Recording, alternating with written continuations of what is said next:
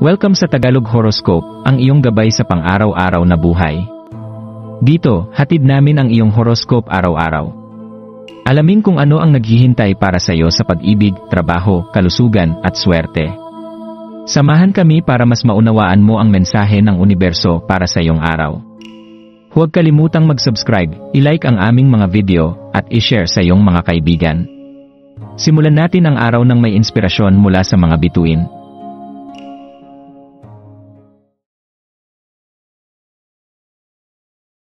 Narito ang iyong pang-araw-araw na horoscope para sa Aquarius ngayong Pebrero 7, 2025. Pagyakap sa bago, isang araw ng pagninilay at paglago. Ngayong Biyernes, Pebrero 7, puno ng masiglang enerhiya ang hangin, dala ng impluwensya ng buwan sa ilalim ng Gemini. Isa itong paanyaya para sa iyo, Aquarius, upang tumanggap ng sariwang pananaw sa buhay at yakapin ang mga pagbabago ng may bukas na puso. Ang araw na ito ay nagdadala ng inspirasyon at pagkakataon upang makita ang mundo sa ibang lente, isang lente na hindi lamang nakabatay sa nakasanayan kundi sa mas malawak na posibilidad. Bilang isang Aquarius, isa ka sa mga taong hindi natatakot tumayo mag-isa sa iyong paniniwala. Ang iyong likas na pagiging mapanlikha at malaya sa pag-iisip ay isang biyaya na nagtatakda sa iyo mula sa iba. Ngayong araw, mararamdaman mong mas malinaw ang iyong pangunawa sa iyong sariling pananaw, at lalo pang magniningning ang iyong pagiging kakaiba. Huwag kang matakot ipahayag ang iyong opinyon at ipakita ang iyong tunay na sarili, may halaga ang iyong mga ideya, at ang mundo ay nangangailangan ng iyong natatanging pananaw. Sa pagdaan ng araw, bigyan mo ng pansin ang mga damdaming lumilitaw mula sa iyong kalooban. Ano ang nag-udyok sa iyo na magpatuloy? Ano ang nagpapainit sa iyong damdamin at nagbibigay sa iyo ng sigla? Ang mga katanungang ito ay makakatulong sa iyo upang higit pang maunawaan ang iyong sarili.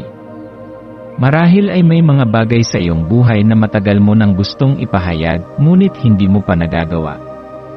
Ngayon ay isang magandang pagkakataon upang bitawan ang mga hadlang na pumipigil sa iyo at simulang yakapin ang iyong tunay na damdamin. Pagninilay sa sarili at ang kapangyarihan ng katotohanan.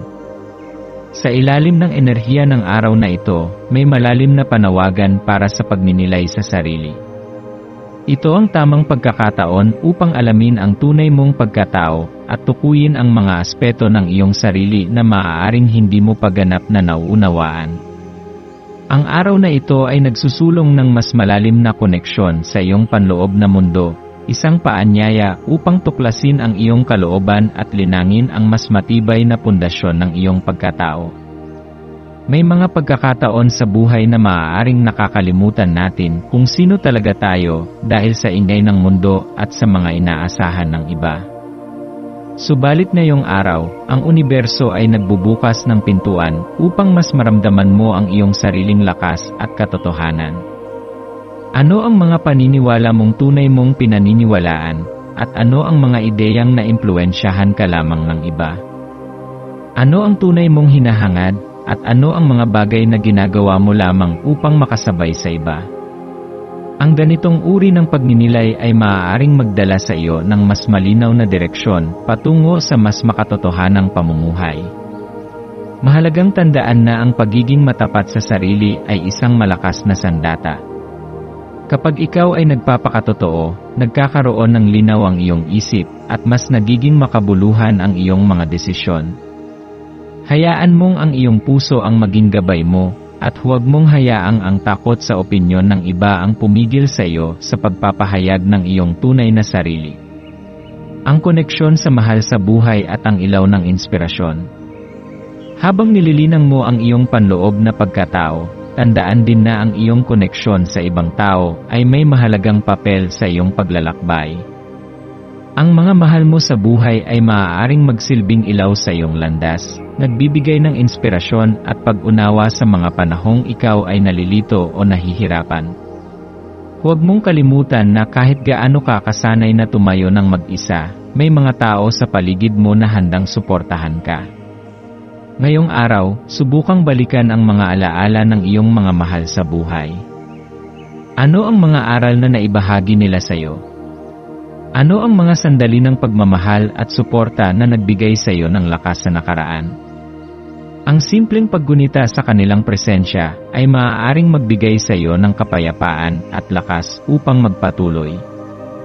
Pagyakat sa pagbabago at ang kapangyarihan ng pagkatuto. Sa bawat araw, binibigyan tayo ng pagkakataon upang matuto at lumago. Ang araw na ito ay nagbibigay sa iyo ng pagkakataong magbukas ng bagong pinto patungo sa pagbabago. Hindi lahat ng pagbabago ay madali, ngunit ito ay kinakailangan upang tayo ay umunlad. Sa araw na ito, subukang makipag-usap sa mga taong maaaring magbigay sa iyo ng bagong pananaw. Ang pakikisalamuha sa iba't ibang tao ay maaaring magbigay sa iyo ng sariwang ideya at inspirasyon. Maaaring may isang pag-uusap na magbibigay sa iyo ng sagot na matagal mo nang hinahanap, o isang simpleng komentaryo na magbibigay liwanag sa isang bagay na dati mong hindi napapansin. Maswerteng elemento ng iyong araw.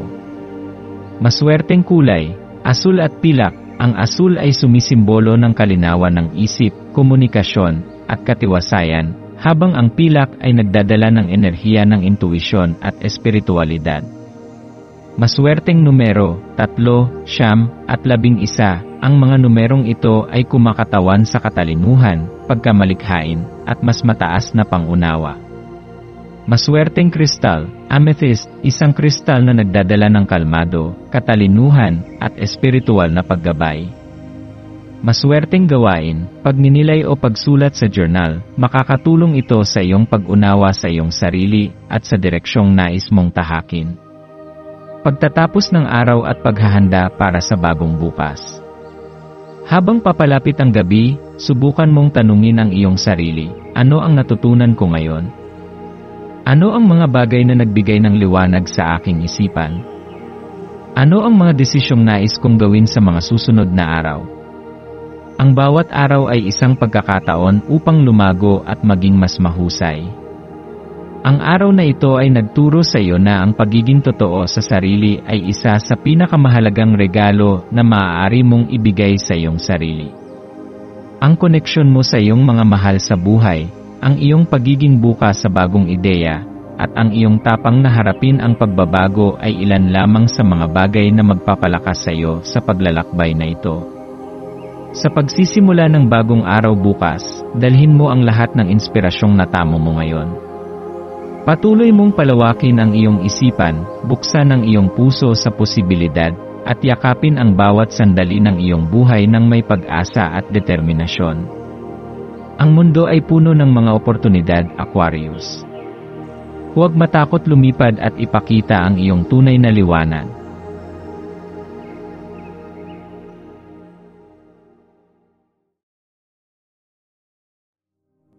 Tayo ay magkaroon ng kaunting sandali upang ipagdasal ang lahat ng mga dalangin ng ating mga subscribers, na sana'y matamo nila ang kanilang mga pinapangarap sa buhay, magandang trabaho, mabuting kalusugan, payapa at masayang pamumuhay, at siksik, liglig at umaapaw na biyaya at kayamanan. Ipinagdarasal namin ng mataimtim ang lahat ng mga komento sa nakaraang video, at hinihiling namin, Panginoon, na pagpalain mo ang ating mga subscribers ng masayang buhay sa mundong ibabaw. Maraming salamat po.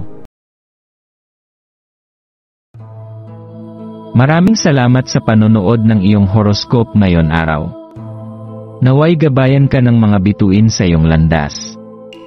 Huwag kalimutang mag-like, share, at subscribe para sa iba pang cosmic na kaalaman. Hanggang sa muli, manatiling konektado sa universo.